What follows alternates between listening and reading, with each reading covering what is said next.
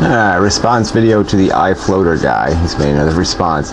I'm not going to edit it to part of the debate video, just because, again, we're breaking the rules. 5-minute videos, no, it's too long.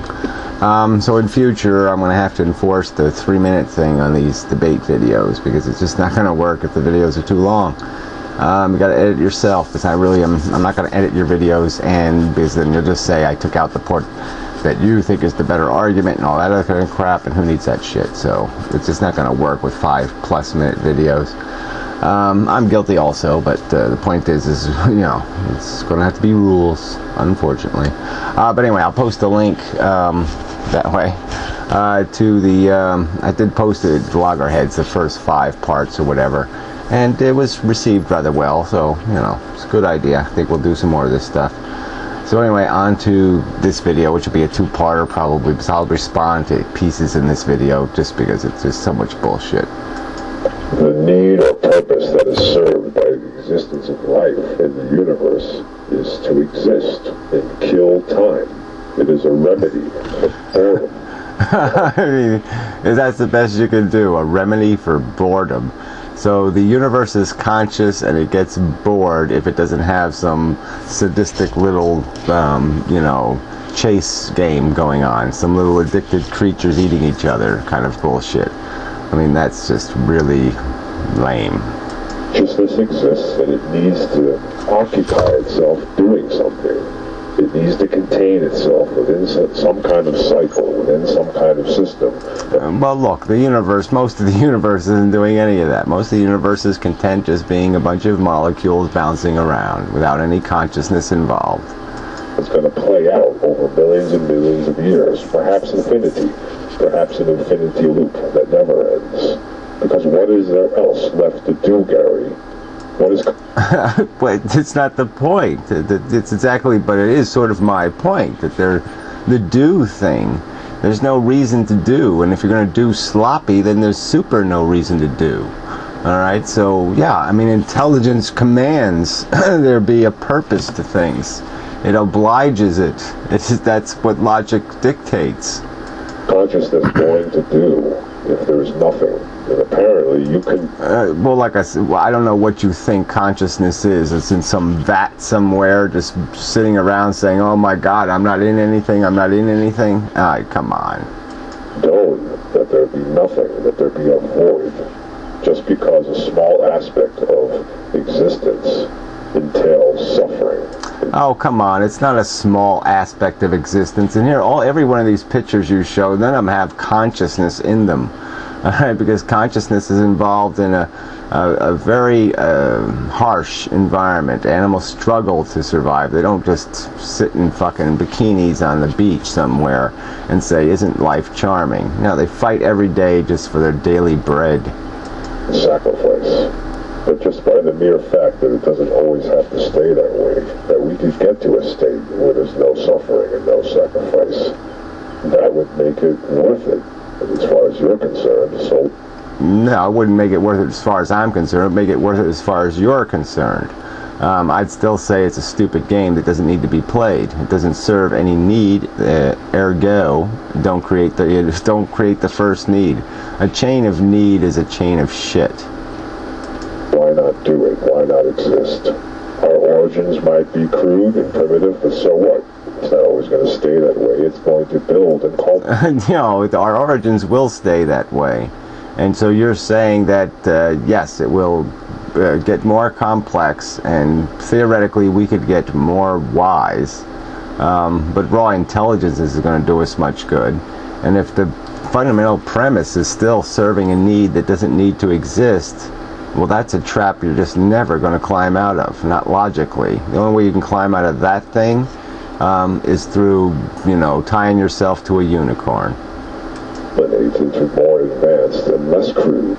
Consumption and reproduction doesn't need to be apologized for, because why do you have to apologize for it? Well, because if you make a mess, you make a big, sloppy, horrible mess, you got to apologize for it. You got to explain why you made a big, horrible, sloppy mess, and you're just going to keep arguing that somehow this system, this cannibalism, is going somewhere, and it's not going anywhere. Consumption and reproduction is an inadequate mandate.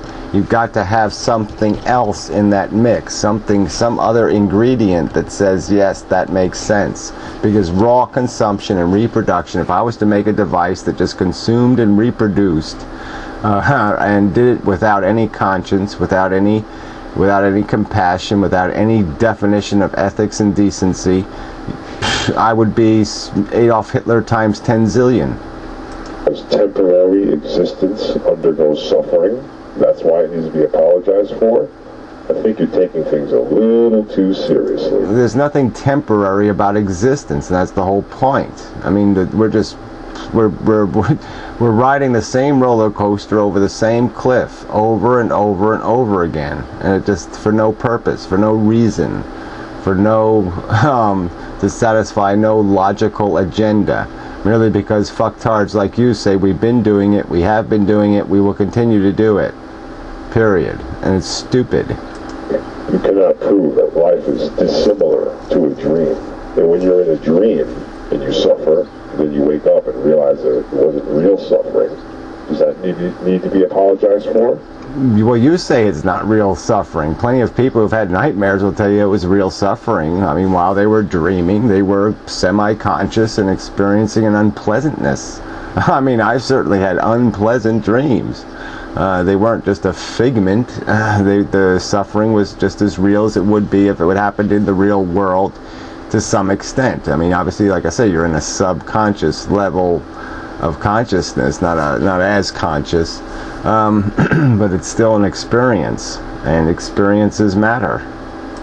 Also, that one day we're all going to die, and we're not all going to exist anymore, so that kind of makes the suffering that we felt during life just like a dream. Yeah, so we can just dream away the Holocaust, we can dream away the Black Plague, we can dream away all human suffering, all animal suffering. We can just say, no, it just didn't happen. That's all you're saying. You're just saying we can just pretend it didn't happen. It did happen. It's part of the price. You can't say, you can't end up with an end result like, okay, you're going to drive to California and you'll run over 563 people on your way to California, let's say.